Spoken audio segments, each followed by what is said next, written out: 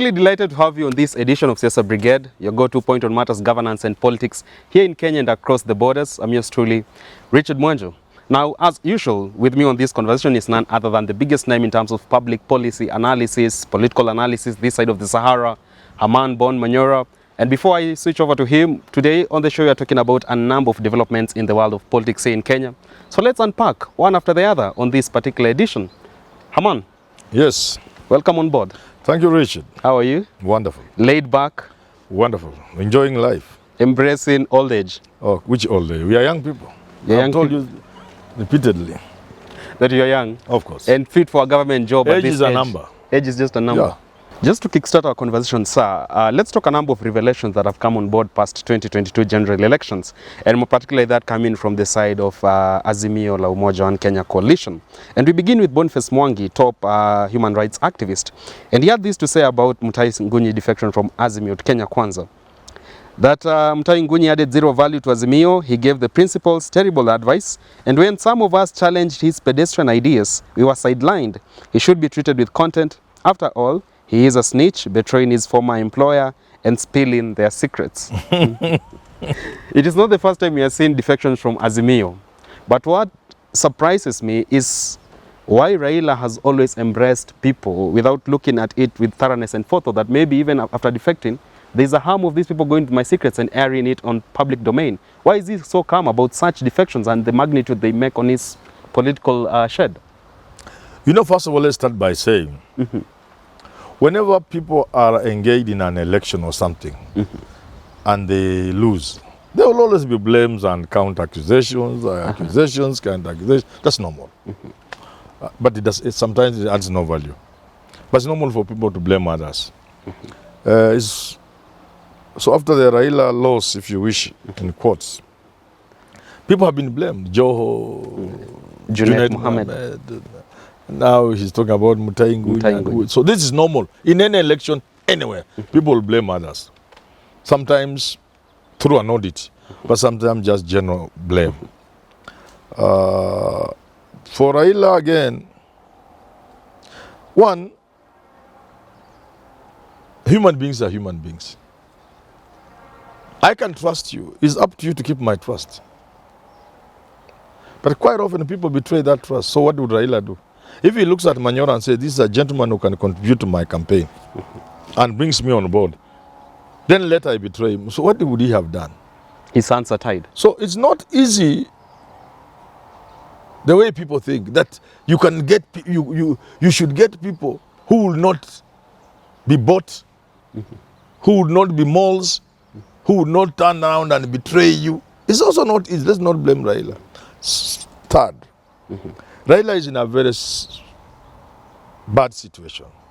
The people he has been fighting against until last year were always the government, with the power to distort your election, to buy your people, and so on and so forth.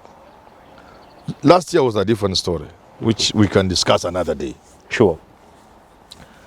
Fourth, Raila has this unfortunate situation of, while Kibaki needed just the Mount Kenya votes with a few pick from here and there, while Ruto just needed, Uhuru just needed Kalenjin, his vote and the Ruto vote from Kalenjin and Rift Valley to be at almost 40-something%. Raila starts with barely 10%, around 10, 12, 15%, what he can call his in the Kenyan sense. So for Raila to assemble votes from less than 15% to get to 50% where he normally gets around there. No mean task. Bringing different communities together. And sometimes they will need to be represented in the different organs you step, including your campaign structure. So it is difficult for Raila Odinga. But having explained using those four, we can still add something else, that Raila doesn't make it any better by running very unstructured campaign. People say it's necessary. Maybe it is. Because if you want to criticize Raila, then he will ask you, how do I get those 7 million votes? If I was what you think I am. So again, he has a point. But as an observer from far, without blaming anybody, I can point out that Raila's campaign will do with a lot more of structure. I know even Ruto and the rest don't have structure. They just want to move. It's Uhuru's campaign that has a complete structure, 2013, 2017. And Kibaki's. In fact, Raila was heading one of those. So the first thing I would say is about structure. The second thing is about seriousness. And I've said this many times. You fail to see the seriousness required of a person going for a presidential election. You don't see it. And there's evidence all over. And finally, now to your question. It's difficult to get good people. But you cannot keep going to the wrong people all the time. You can invent the wheel. Yeah.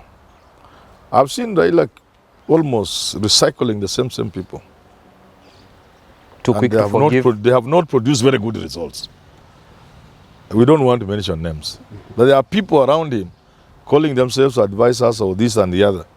But every time they have been put in a place, they have not produced any good results. So much. Why can't you try new faces? New faces on board. Yeah. Very well.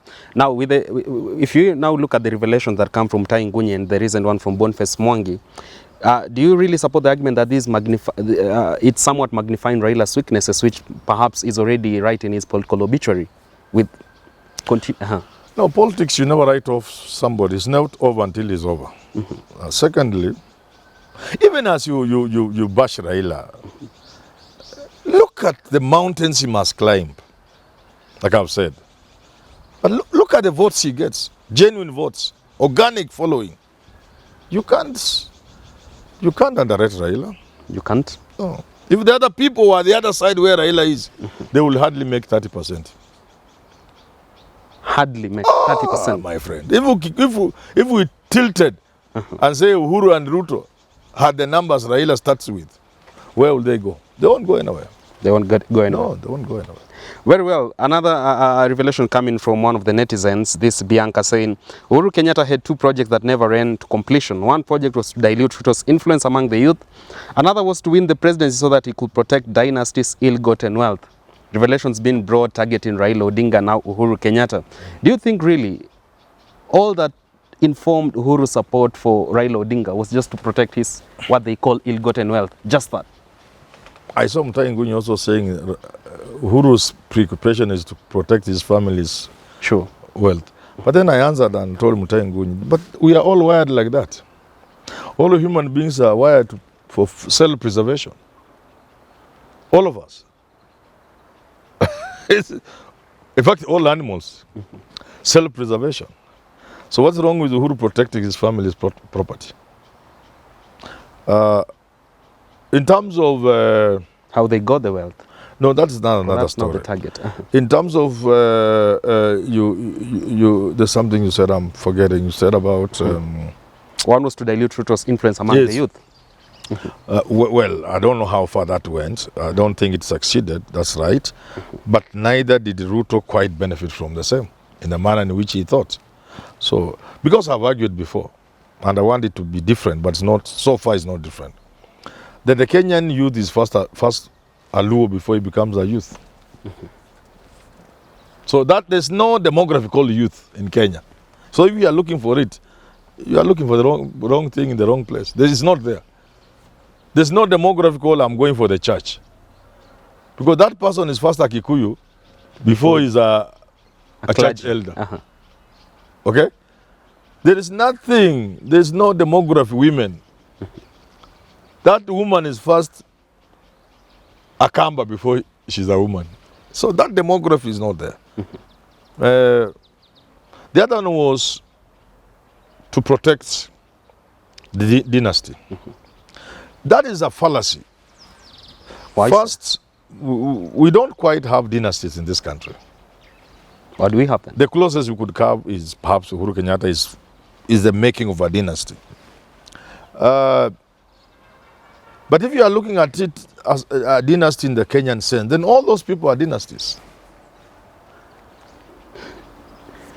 Including William Ruto, William Ruto, Raila Odinga. Mudavadi, Raila Odinga, Uhuru Kenyatta, all of them, Kalonzo Musyoka, there's no difference among them. They are the same. It's belong to the same class. Because it would be so short-sighted to attack Uhuru merely because his father was president, or Raila merely because his father was vice president. But then there's Nick Ruto, who is an adult now. In his own right, he might want to run for president. And hold his political career. Why would somebody stop Nick Ruto or Rachel Ruto from running for anything for that matter in this country? Merely because their father having been president, they are now a dynasty. That's cheap thinking. That's cheap thinking. So that's not true. Secondly, and I've alluded to this already, that class, they are the same, all of them. So there's no say that you cannot convince me that one of them, if he went into power, he'll be going there to protect the dynasties. Because they're the same, they belong to the same class. All of them. But if you are looking at a devil and saying which devil could eat me and at least leave my head for my people to see, all of them will eat. There are 10 devils, and all of them will eat you. But my people say, a hyena that comes from around your area, when it eats you, it leaves the head. The one that comes around you. Yeah, from your area. It knows. Wacha tuwache kichwa wenyewe wajue huyu ni nani. At least waenda wakazike kichwa. So if you are looking for a lesser devil or a lesser evil, you can't go beyond Raila. He'll be the only one you can say, going by his history, his struggles. He cannot have been struggling and suffering and fighting for nothing. There must be something Raila believes. A big idea. Yes. He must have an idea he's been ready to lay his life down for. And therefore, if we were to take a gamble, I can gamble with him. If it's in terms of a person who can stop bleeding of the country. So I'm saying they're all the same. Because our politicians are the same ones who control the economy. We have a very bad arrangement in this country. Between politics and economics. They are the one and the same. Huku politician, huku mwanabiashara. And they all do business with government. They all mess the country by the way they run the businesses. Okay? They all sell the country to foreigners. Okay? They all don't love this country to the point of saying enough is enough. But having said that, and you must choose one, surely it can only be Raila. It cannot be Raila Odinga. Yeah. Because the best was not running as a candidate. I would put my money on Mother Karua. But since he was not running for president, I'll put it on Raila Odinga. And merely I'm looking at his proven Track record. What his philosophy. He has a philosophy. You know, when you are dealing with somebody with a philosophy, even if they were to betray you or they betray their cause, there is some conscience that will eat them.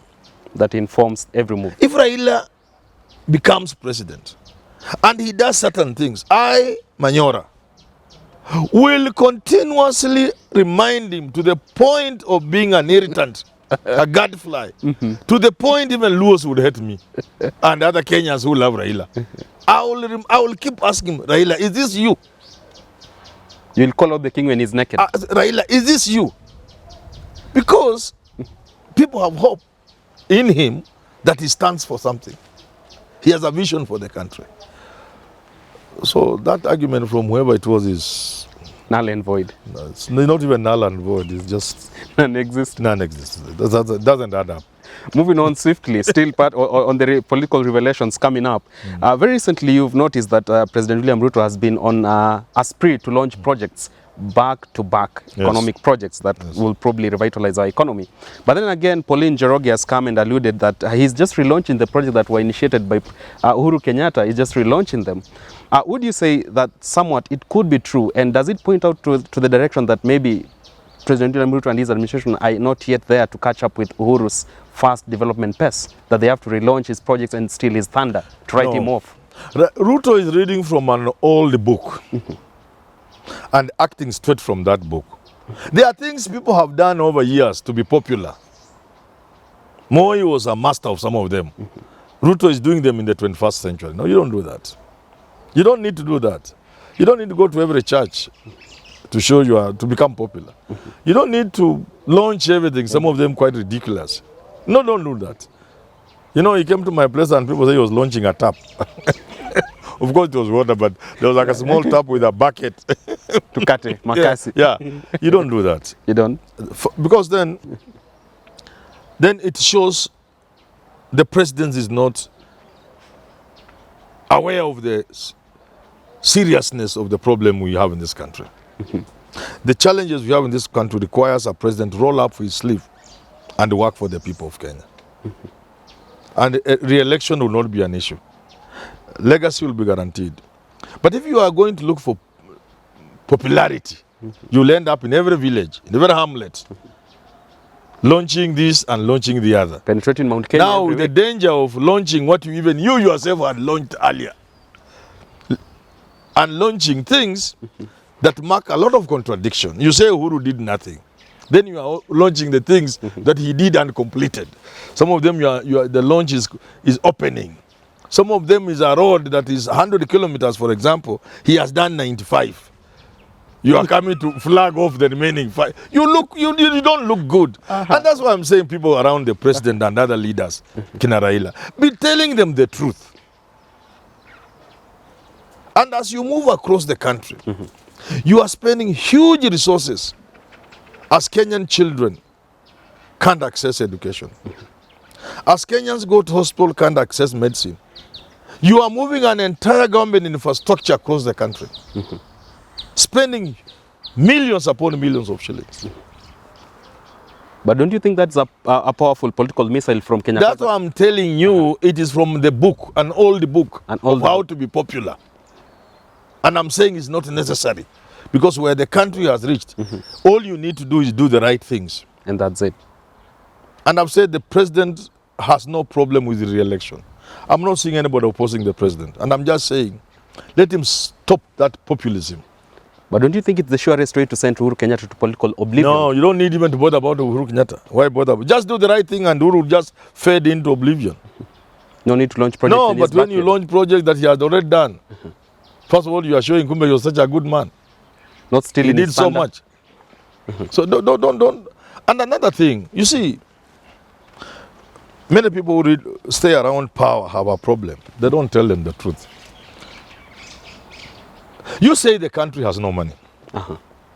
And you want to tax Kenyans to raise money to pay our loans and do certain things that must be done. But you are busy moving across the country and promising people roads and projects. Would it not make sense to stop further expenditure on roads? But you say you are giving those roads for popularity, populism. You know what I'm saying? Because how does it sit with you that you don't have money and you are taxing Kenyans to get that money more than they can bear, and yet you move across the country giving projects that require money? By this time, it doesn't add up. It simply doesn't add up. So what do? Just do what is good for this country. Just look at the people of Kenya are suffering and tell yourself, can they afford further taxation? If the genuine answer is no, sit down with your ministers, your cabinet and your advisors and find out how you can move to lessen the burden of tax on Kenyans. How you can stop certain expenditure and finger certain expenditure items you can stop to be able to raise enough resources. I mean, to be able to use the resources that are available without going for more resources, thereby burdening Kenyans. So it's a question of just doing what's right, and Kenyans will vote for you in 2027, and your choice for 2032 may also be voted in. All right. But moving across, you'll come out badly. From what you're saying, are you trying to signal in the direction that President William Ruto is trying to be overambitious and that perhaps could be a dead end in Not itself? overambitious. The president is overdoing himself, trying to please people. It is from the book of populism. Moi was very good at that. Moving around and throwing favors and promising people things and people meeting you at State House and, you know, you dishing things. Kibaki moved us away from there. Uhuru kind of the same, but Ruto seems to be returning us back. It's from that book I'm saying. What do you do to be a popular president? And I'm saying it's not even necessary for Ruto because he's already popular. Doesn't need any. No! There's no danger of anybody defeating him in 2027. But you see, like I said before, he's lighting fires and then proceeding to put them off. So he should stop this populism. Very well, there you have it from a man born Manyora, firebrand himself, biggest name in terms of political analysis. Today we've been discussing matters post-election revelations and maybe how that is going to inform Kenya's political landscape in the near future. And probably what will come out of that, it remains to be seen. That has been our conversation. It's always a pleasure to have you on board. Tune in to other editions on the show hosted by Jadiel Kabiro, Evan Sokinyi, Mundia Gitau. You don't want to miss on this amazing content that informs you as a citizen and taxpayer at large. I'm yours truly, Richard Mwenja. Until next time, God bless.